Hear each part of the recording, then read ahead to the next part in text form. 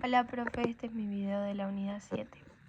Voy a empezar hablando sobre lo que es una inversión y la RT59 en el párrafo 212 define una inversión financiera como colocaciones de efectivo en otro activo financiero, que el glosario define un activo financiero al que se representa por efectivo el derecho a recibir efectivo u otro activo financiero, ya sea de otra entidad o instrumento de patrimonio. Las inversiones son realizadas o mantenidas con el objetivo de obtener renta, ganancia del capital u otros beneficios, ya sean explícitos, es decir, los rendimientos que están pactados de forma clara y se pagan de forma periódica. Por ejemplo, los intereses fijos de un plazo fijo. O también pueden ser implícitos, que son los rendimientos que están incorporados en el valor de la inversión. Por ejemplo, las diferencias de cambio. Además, la RT describe los componentes o elementos que incluyen este rubro y son primero los depósitos a plazos fijos y colocaciones similares, segundo títulos de deudas emitidos por otras entidades, ya sean públicas o privadas. Tercero, acciones y otros instrumentos de patrimonio emitidos por entidades siempre que no impliquen un control conjunto o una influencia significativa por parte del inversor. Y cuarto, los derechos a recibir cualquier activo financiero distinto del efectivo y de los equivalentes de efectivo y créditos en moneda. Además, la RT menciona que los elementos que se excluyen del rubro son activos que no surgen simultáneamente con un pasivo financiero, que el glosario establece que es aquel pasivo representado por obligaciones de entregar efectivo u otro activo financiero a otra entidad o instrumentos de patrimonio de otra entidad. Segundo, activos del plan, que son bienes o recursos que están destinados a cumplir obligaciones relacionadas con beneficios a empleados, especialmente jubilaciones, pensiones o beneficios posteriores al retiro. Y tercero, los instrumentos derivados y operaciones de cobertura, porque tienen un tratamiento contable específico. Luego tenemos la clasificación de las inversiones, que Newton las clasifican en corrientes o transitorias y no corrientes o permanentes, que son basadas en el plazo de realización, es decir, conversión de dinero, que son contados a partir de la fecha de los estados contables. La RT59 excluye los conceptos transitorios y permanentes, estableciendo la clasificación del activo en corriente y no corriente para el estado de situación patrimonial, basándose en su liquidación. Las inversiones corrientes o transitorias son aquellas colocaciones de fondo a corto plazo que se realizan con el excedente de caja diaria o mensual.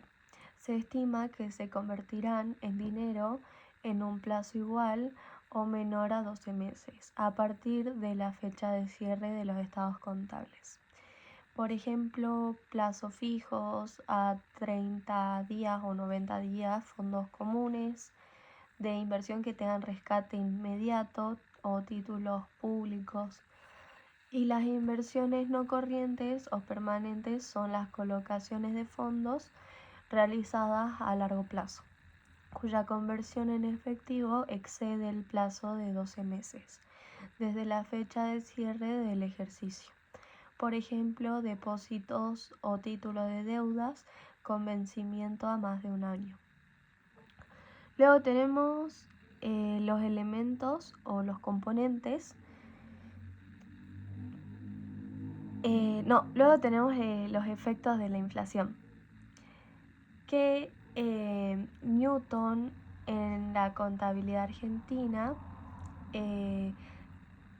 sobre el efecto inflacionario depende de si el activo es clasificado como una partida monetaria o no monetaria, tal como lo establece el párrafo 180 en adelante en el ajuste por inflación. Las inversiones monetarias sufren RECPAM y son colocaciones que representan una cantidad fija de pesos argentinos y no tienen cláusulas de ajuste, por ejemplo, un plazo fijo en pesos o saldos en cuentas corrientes renumeradas. El efecto es que al mantenerse el ente pierde poder adquisitivo y se generan una pérdida real por exposición a la inflación, que se expone en el estado de resultado bajo la cuenta de RECPAM. Contablemente, el valor de la inversión no se debe reexpresar al cierre, es decir, mantiene su valor nominal. Y las inversiones financieras no monetarias, es decir, las que se reexpresan por inflación, son colocaciones cuyo valor del mercado o de liquidación actúan de manera independiente a la moneda legal o tienen cláusula de ajuste. Por ejemplo, las acciones de otras empresas, fondos comunes de inversiones, entre otros. El efecto que tienen es que actúan como una cobertura contra la inflación, ya que su precio de mercado suele acompañar o superar el aumento de precios. De acuerdo a la RT 59, las inversiones deben reexpresarse con inflación aplicando los coeficientes del IPC, es decir, el índice de precio al consumidor. Pero ¿cómo la vamos a reexpresar? La RT 59 establece un proceso secuencial que consiste en reexpresar por separado cada partida no monetaria desde su fecha de origen hasta la fecha de cierre mediante coeficientes de inflación. Al compararlos en orden cronológico se determinará el resultado real del ejercicio y el RECPAM neto del periodo. Luego tenemos la medición en los distintos momentos.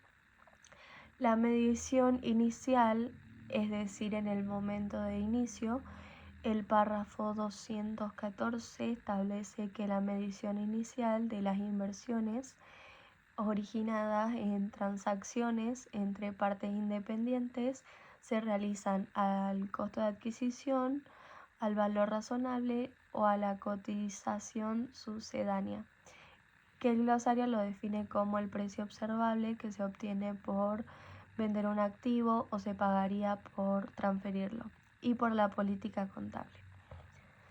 Los costos de transacción se reconocen en resultado y como parte del costo de inversión. Por otro lado, establece que las inversiones entre partes relacionadas pueden medirse según lo pactado entre las partes o las mismas reglas, como lo mencionamos en el párrafo anterior, en las transacciones en partes independientes. En cuanto a la medición posterior, es decir, al cierre del ejercicio, la RT establece que las acciones o instrumentos de patrimonio sin control ni influencia significativa se miden a valor razonable, a cotización sucedánea o costo de adquisición.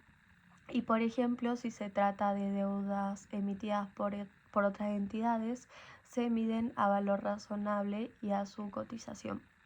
Se reconocen en resultados los cambios a valor razonable, en cotización sucedánea los ingresos financieros y dividendos declarados. Y se comparan con el valor recuperable al cierre y se medirán sus pérdidas por desvalorización. En cuanto a la baja en cuentas, es decir, en el momento de la baja del activo, la RT establece que una inversión financiera se da de baja cuando vencen o se cobran sus derechos, se transfieren sus riesgos y sus beneficios o se refinancian en ciertos casos. Y luego tenemos la intención de ceder o negociar. que según Newton la intención de ceder o negociar es obtener liquidez inmediata ante el vencimiento del activo, es decir, hacerlo afectivo.